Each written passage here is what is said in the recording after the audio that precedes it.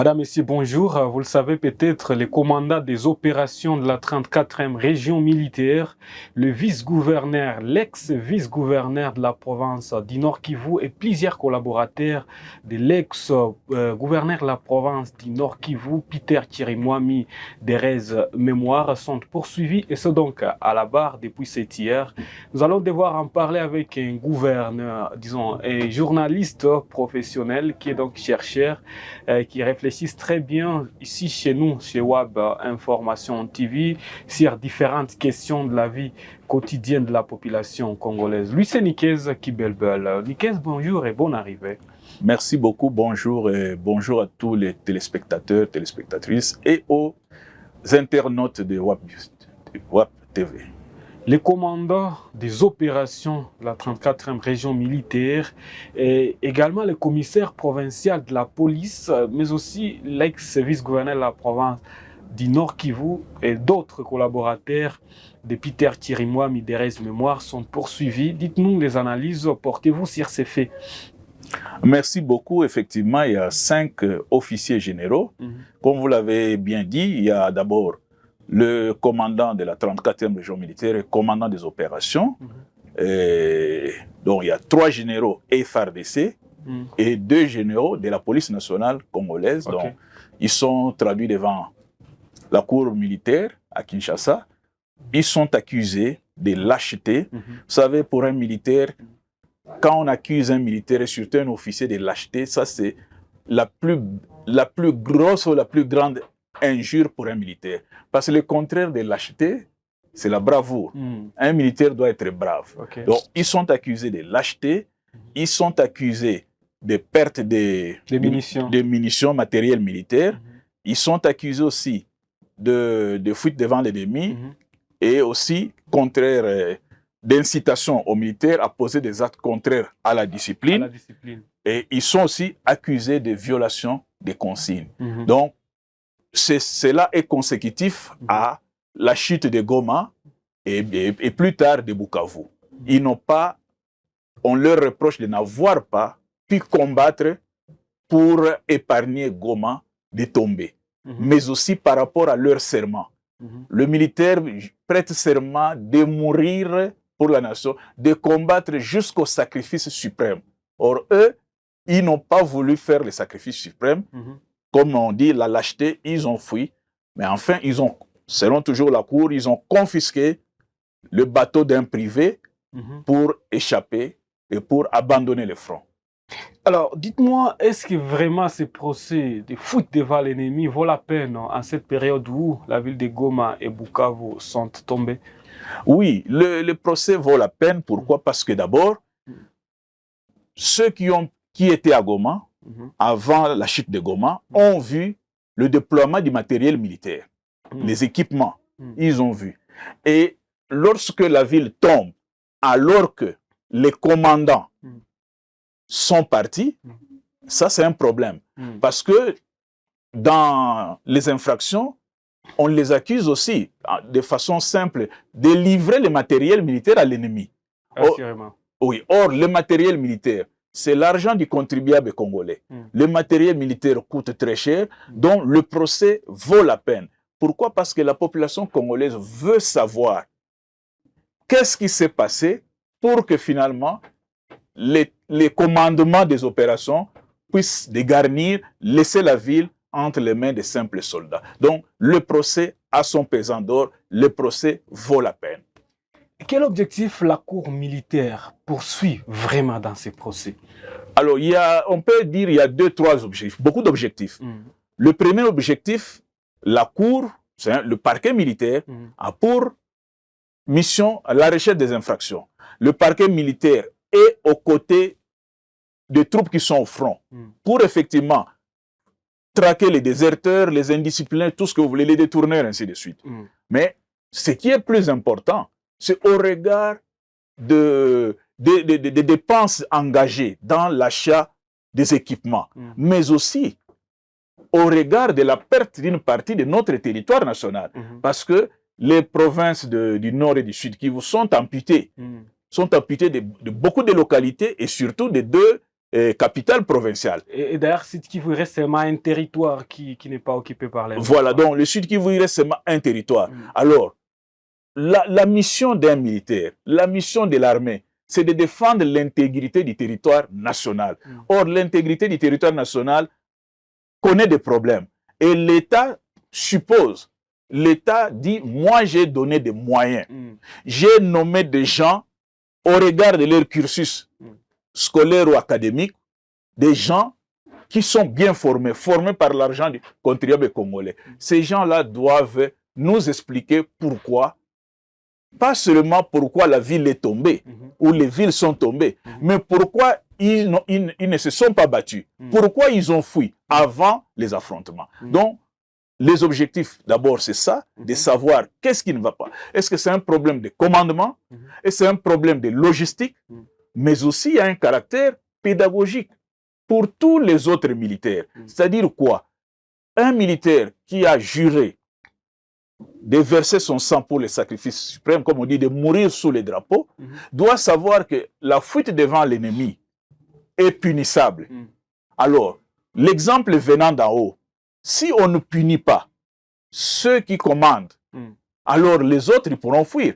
Et vous le savez, la cour militaire au niveau des garnisons de Lubero, Beni Lubero, ils ont organisé beaucoup d'audiences foraines où on a jugé des simples soldats qui ont fui sur le front Kanyabayonga. Alors si on juge des simples soldats, pourquoi on ne peut pas juger les commandants? Parce que l'État espère qu'il a mis des moyens pour que ces commandants puissent défendre le pays. Donc, le procès, les objectifs que poursuivent ces procès sont loyaux, sont pédagogiques et surtout doivent éclairer la lanterne de la population congolaise qui ne comprend pas comment notre armée, la même armée qui a défait le même M23, 10 ans après, soit incapable de le faire. Et surtout que dans les territoires du Nord Kivu, notamment Masisi et Rutshuru, la guerre a fait 3 ans.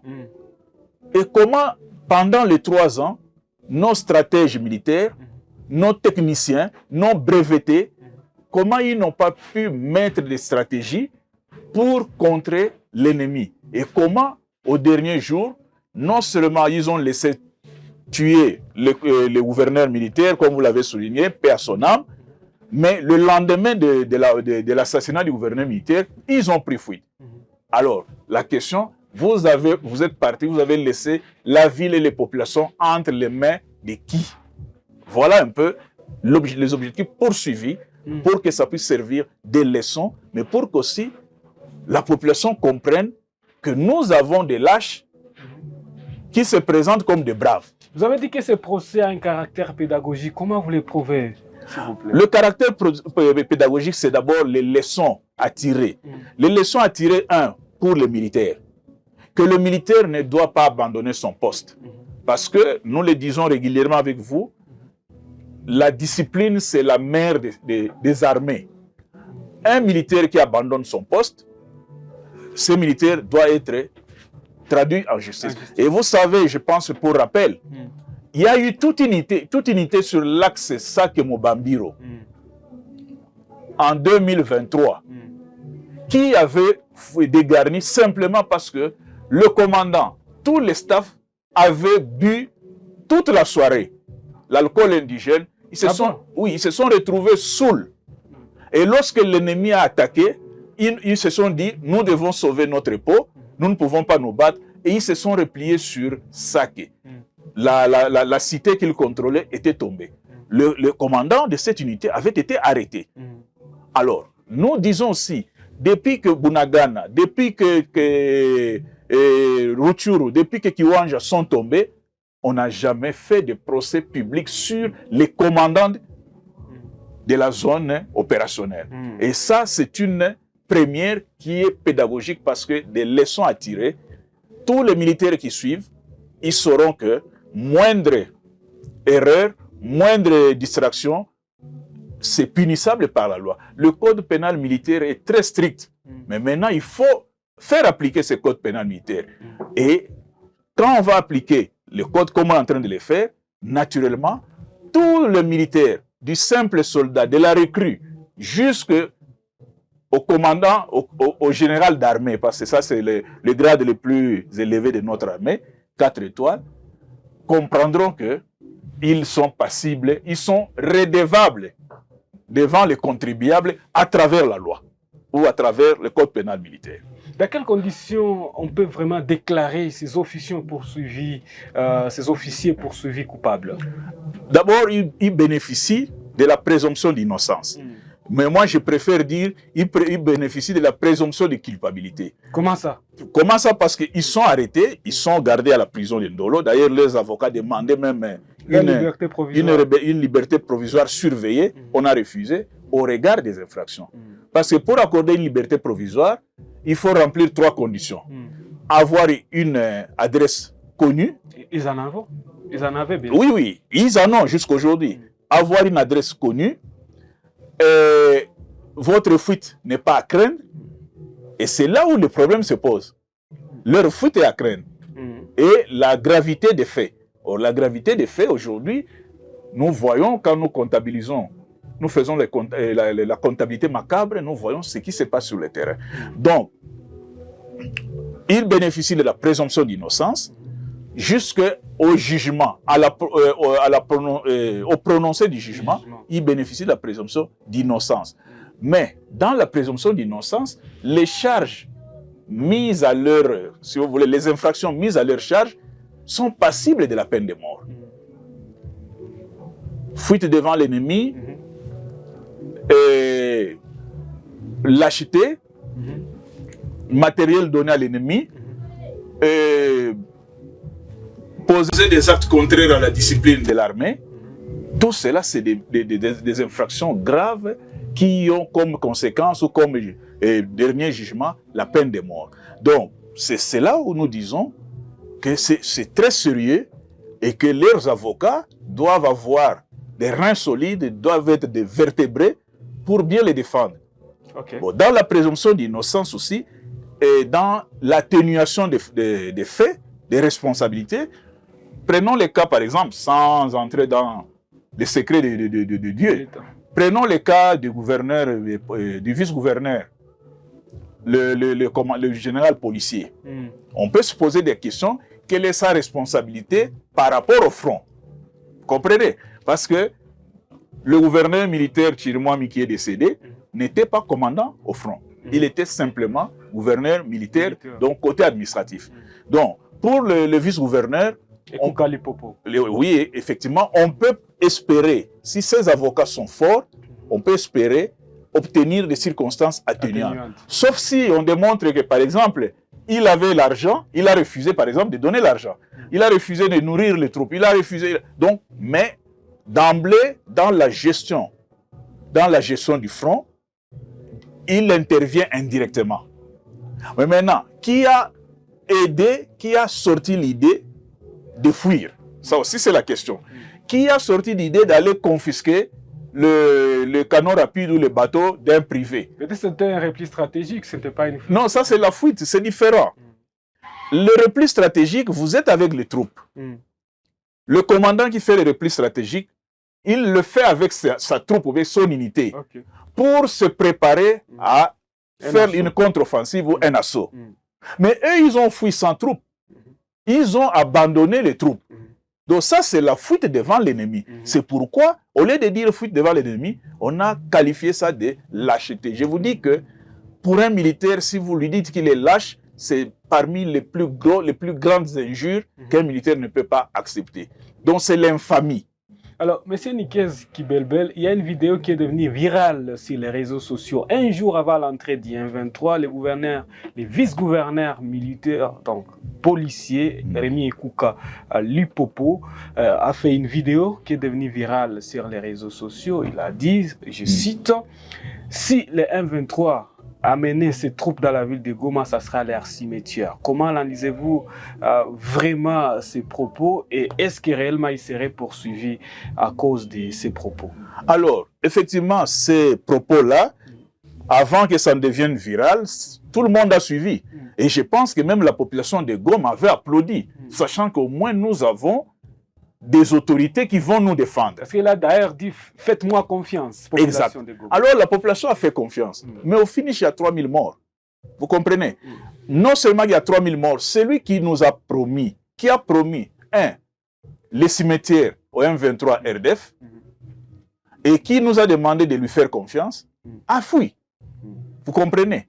Peut-être il y a des gens qui voulaient, qui allaient se cacher, qui allaient fuir aussi, qui allaient se retirer, mais qui se sont dit, comme le chef a dit, nous n'avons pas besoin de partir, nous sommes là. Mais vous voyez que la prise de Goma est tombée après 4 jours de violents combats. On espère que si ces autorités étaient là, peut-être, je dis peut-être, Goma ne serait pas tombé. Alors, lui maintenant, on va confronter son témoignage ou sa déclaration de la veille et sa fuite. Et c'est là où il y a la lâcheté. Comprenez? Comment quelqu'un peut rassurer la population qu'il va faire convenablement son travail, la protection de la population, et qu'il va combattre l'ennemi. Il lui promet même un cimetière. Comment, avant même que le combat ne soit déclenché, lui fuit. Vous voyez la lâcheté. Vous voyez la fuite devant l'ennemi qui n'a rien à voir avec l'esprit, les replis stratégiques. Mais c'était stratégique ces propos dans cette vidéo, s'il vous plaît. Pardon? C'était peut-être stratégique ces propos dans cette vidéo. Non, mais vous savez... Parce qu'il a voulu peut-être assurer la population, de ne pas faire paniquer la population de la ville. Mais vous savez que dans la guerre, il y a aussi la stratégie qui consiste à décourager l'ennemi. À partir des paroles, à partir des menaces. On le voit même dans le football, on le voit même surtout dans la boxe. La boxe, on le voit, arts martiaux. Les arts martiaux. C'est une stratégie. C'est pour une stratégie pour déstabiliser l'ennemi. Mais à condition que vous puissiez l'appliquer. Lui, le problème, il a fait cette déclaration, mais il n'a pas appliqué. Et après la déclaration, il a fui. C'est ça le vrai problème. Parce que si, imaginez un peu qu'il n'ait pas fui, le 5, et que après les affrontements, finalement, l'ennemi ait le dessus sur eux. On allait les arrêter. Mais la population allait applaudir en disant ils sont héros. Ils sont héros, ils se sont battus, ils étaient avec nous. Et ces gens-là, on ne doit pas les tuer, on doit ainsi de suite. La population serait derrière eux. Mais la population est restée orpheline pendant 4-5 jours. Et aujourd'hui, quand ceux qui sont à Goma, quand ils voient comment, quand on lit sur les visages des gens, le stress, le traumatisme, ça décourage. Et on ne peut pas laisser des faits comme ça impunis. Est-ce qu'ils devraient aussi rester jusqu'à ce qu'ils soient vraiment capturés par les M23? Ce n'est pas mettre en péril leur vie. Mais c'est cela le problème. Le militaire prête serment. À l'époque de Mobutu, c'était Tokowa Ponekolo. Nous mourons pour la patrie. Makila Nabiso Ekotanga. Notre sang sera versé pour la défense de la patrie. Ça, c'était à l'époque de Mobutu. Aujourd'hui, vous prêtez serment pour dire vous servirez le pays jusqu'au sacrifice suprême. Le sacrifice suprême, c'est le sang versé. Vous servirez sous les drapeaux. Donc, ce qu'ils ont fait là, c'est ce que les Kinois disent battez la moukoua. C'est-à-dire, quand vous voyez les matchs de football, chasse au tibia. Donc, quand il y a le joueur qui vient, tu écartes ta jambe pour que ton tibia ne soit pas... Donc, battez la moukoua. C'est ce qu'ils ont fait. C'est-à-dire, fuyons, protégeons notre vie. Et là, ils ne sont plus des héros. Ils sont des lâches. Et les lâches, c'est la peine de mort. Ils devraient fuir avec toutes les troupes. Ils ne devaient pas fuir, ils devaient se battre. Ils devaient se battre. Dans la ville? Ah mais oui, comment voulez-vous? Ils doivent protéger aussi la ville. C'est une infraction de se battre en pleine ville, là où il y a vraiment une masse de la population. Ils défendent, ce sont des Congolais, ce sont des militaires congolais qui ont la mission de défendre le pays. Que ce soit sous l'eau, que ce soit sur les lacs, dans le fleuve, sur les airs, et ainsi de suite, sur la terre. C'est ça leur mission. Et ne pas le faire, c'est effectivement une lâcheté. Voilà. Y a-t-il des conditions ou bien donc des circonstances atténuantes? Et si oui, dans quelles conditions on peut obtenir des circonstances atténuantes sur tous les officiers? Disons tous les officiers. Alors, la première, nous l'avons déjà dit ici, par rapport aux policiers. le rôle de policier n'est pas le même que le rôle de militaire. Peut-être là, on peut avoir des circonstances atténuantes. Maintenant, nous devons savoir, comme nous l'avons dit, qui a donné l'idée de fuir. Si on dit que c'est le vice-gouverneur policier qui a donné l'idée, donc c'est lui qui est à la base de la fuite. Vous comprenez? Donc c'est un peu difficile de parler, de citer des éléments de circonstances atténuantes. Mais nous pouvons ajouter aussi, par exemple, s'il prouve qu'ils avaient demandé, hein, c'est une supposition, qu'ils auraient demandé des renforts à Kinshasa, des munitions, des équipements, et que Kinshasa n'a pas envoyé. Ça peut constituer une circonstance atténuante. Donc, il y a des éléments, mais comme j'ai dit, s'ils ont des bons avocats, des avocats vertébrés, des avocats qui savent défendre, qui savent chercher la petite bête, comme on dit, les avocats peuvent obtenir mieux et même des circonstances atténuantes. Même leur libération. Même leur libération, rien n'est impossible. Là, nous sommes dans la spéculation. Ils peuvent obtenir leur libération comme ils peuvent pousser la cour à les condamner. Donc, tout se joue sur la perspicacité des avocats, sur l'intelligence et même la malignité, la ruse des avocats, parce que vous savez, le droit, c'est d'abord le maniement de la parole. Cicéron nous l'a montré, c'est la logique dans le raisonnement et la conviction dans les mots que vous utilisez. Donc, ils peuvent faire basculer le procès et montrer que la faute, c'est la République. Tout est possible. Dites-moi alors, monsieur Nikes Kibelbel, dans quelles circonstances cette affaire peut affecter la confiance de la population envers les forces armées de la République démocratique du Congo? D'abord, la confiance de la population est effectivement affectée. Selon les dires, il y a même un Sukhoi que l'ennemi a récupéré. On dit qu'il serait en panne. Hein? Bon, ça va, il faut qu'on démontre. Parce que vous savez que le problème, il est très très technique, il est très stratégique. La Cour demande même que les audiences qui suivront soient à huis clos, parce que c'est des secrets militaires qui sortiront. Donc, la population est affectée pour avoir vu des commandants fuir et des jeunes officiers, des jeunes soldats se battre pendant 4 jours. Vous vous rappelez, pour ceux qui étaient à Goma, l'opération Sauver les militaires. Lorsque les FARDC se sont retrouvés en difficulté du point de vue des munitions, ils n'avaient plus de munitions. Certains militaires sont passés dans des parcelles des gens. La population leur a donné des habits civils. Donc, sauver les militaires, ça dit que la population est fière de son armée, de cette armée de troupes, des hommes de troupes. Mais la population n'est plus fière de l'armée des officiers, parce que la population n'a pas vu les officiers. Donc, la confiance est entamée entre la population et les officiers. Mais c'est pourquoi le procès, avec des condamnations s'il y a, va essayer de rétablir cette confiance. Mais la population dit aussi régulièrement, pourquoi toujours donner le commandement à des généraux qui sont fin carrière?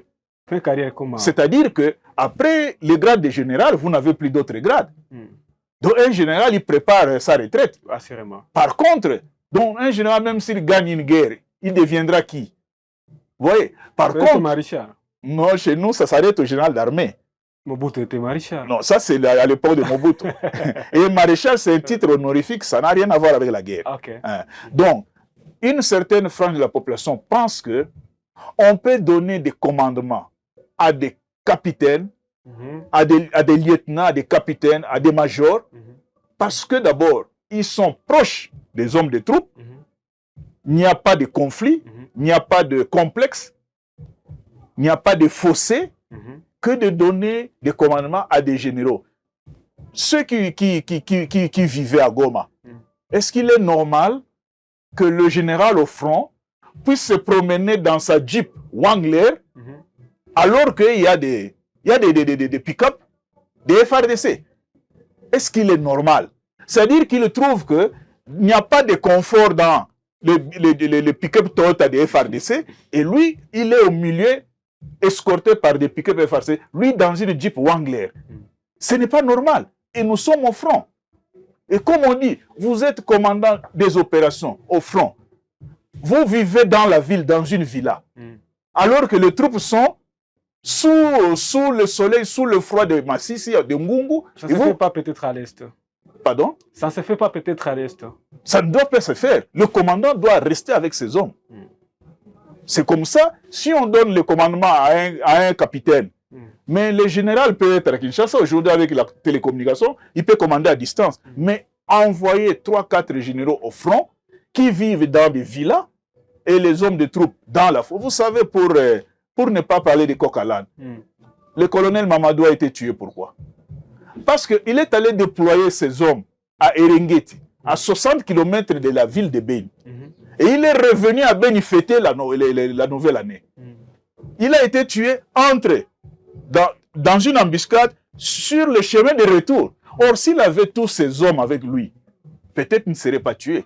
Donc, cette affaire d'aller abandonner la troupe, loin vous vivez, loin vous venez festoyer, ça aussi, il faudrait qu'on tire les oreilles des officiers de nos troupes pour qu'ils comprennent que l'unité de le commandement reste avec ses hommes, ou le commandant reste avec ses hommes. C'est là où on trouvera qu'il est père de famille, pas loin de ses hommes. Il doit manger les haricots avec ses hommes, et non rester en ville manger la charcuterie, alors que ses hommes meurent de faim ou bien mangent des boîtes de conserve. Donc tout cela, c'est de la pédagogie. Tout cela fait que, effectivement, il faut que la justice militaire sévisse, il faut que le règlement militaire soit appliqué, et il faut pour que nous ayons une armée qui puisse défendre notre territoire. Pour finir, est-ce que vraiment cette affaire aura des conséquences directes sur la sécurité dans l'Est de la RDC? Naturellement, l'affaire aura des conséquences directes si la justice n'est pas,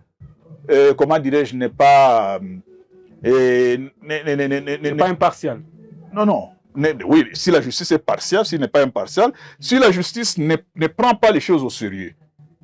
Si la justice est sérieuse, si la justice est professionnelle, effectivement, il y a des magistrats professionnels là-dedans. Si la justice ne met pas de la complaisance, voilà les termes, si la justice n'est pas complaisante, cette affaire aura des répercussions positives sur le front. Parce que nous avons beaucoup de fronts. Nous avons le front contre les ADF-MTM, les islamistes. Nous avons le front de l'Ituri, Kodeko, Zahir. Nous avons le front Mobondo, ainsi de suite. Alors, ce procès doit nous montrer, c'est ça le caractère pédagogique. Est-ce que l'argent, est-ce que le militaire, le commandement perçoit l'argent pour la troupe? Il donne combien à la troupe? Qu'est-ce qu'il fait de tous les budgets qu'on alloue? Comment il utilise les équipements, armes, munitions et tout ça, ainsi de suite. Est-ce qu'il est commerçant? Parce qu'on n'est pas surpris de voir des commandants qui achètent des haricots qui envoient à Kinshasa, qui sont sur le front, qui sont au front, mais plus au front comme commerçants que comme commandants. Donc, il y aura des répercussions et nous souhaitons que ce soit des répercussions positives sur la conduite des opérations dans tous les fronts FARDC sur le territoire congolais. Dans la composition de la cour, j'ai vu quelques colonels. Est-ce que vraiment c'est possible qu'un colonel juge un général? Oui, c'est possible. En principe, dans le texte, c'est pas. Mais vous avez vu, il y a un général. Il y a un général, oui. C'est ça, c'est le général qui mène l'action de la justice. Les autres l'accompagnent. Les autres, ils accompagnent la cour. Parce que si la cour, on exige qu'il y ait 5 magistrats ou 7 magistrats, on ne va pas prendre tous les généraux de la cour militaire de la haute cour militaire. Et là, c'est la cour de la garnison de Kinshasa Bombe. Donc, le général, l'auditeur général qui est général, maintenant il peut se faire entourer de magistrats qui ont un grade de colonel. Parce que qui donne la parole? C'est le président de la cour. Le président de la cour doit avoir un grade supérieur ou égal à ceux qu'il juge. Le président de la cour est l'auditeur général ou l'auditeur militaire. Le président donne la parole, l'auditeur pose des questions, les autres là, ils assistent, ils soufflent, ainsi de suite. Donc, la composition est correcte. Voilà. En conclusion, qu'est-ce qu'on peut retenir? En conclusion, nous devons dire ceci, que ce procès, nous voulons d'abord qu'il soit pédagogique, qu'il ne soit pas complaisant. Et que de ce procès l'armée congolaise, le peuple congolais puisse tirer les conclusions positives pour améliorer notre système de défense et de sécurité. Voilà, merci beaucoup, monsieur Nikezo Kibelbel, d'avoir répondu encore une fois présent à notre invitation. Je vous remercie. Tout le plaisir est toujours pour moi de partager avec vous. Merci. Merci de nous avoir suivis. Nous sommes Wabinfo TV. N'hésitez pas à vous abonner si vous ne l'avez pas encore fait. Partagez, likez, commentez nos publications. Cela ne fera du mal à qui que ce soit, à tous et à chacun. Au revoir.